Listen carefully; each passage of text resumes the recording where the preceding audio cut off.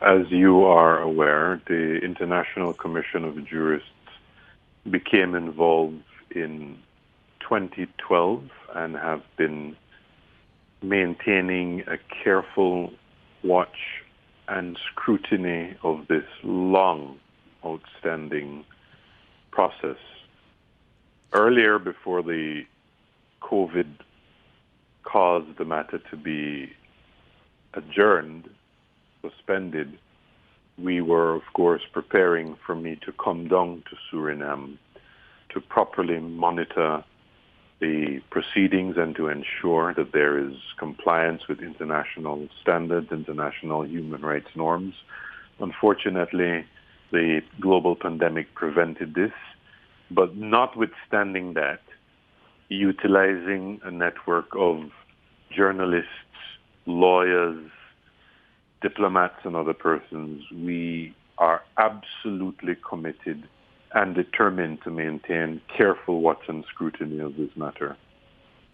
And what do you think about the postponed process to the end of November?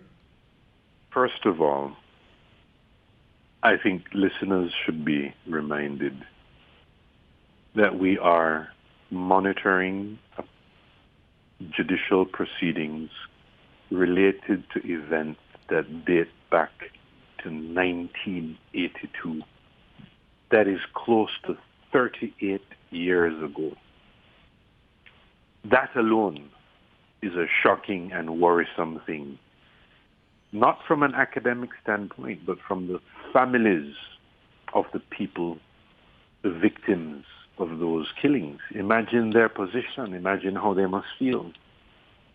The first proceedings in relation to this began in the year 2007. That is 13 years ago. So clearly, the postponement, this latest in a series of postponements, has to be viewed in the context that this entire matter has been woefully, sadly, deeply delayed.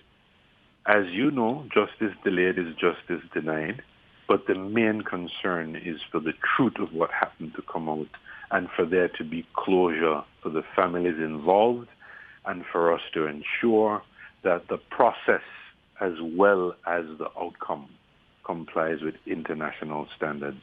So I have to say that yet another postponement is clearly of concern. It must be for the families, and it certainly is a matter of concern for the ICJ, for the International Commission of Jurists. And As we understand it. And what does the ICJ will do with this information?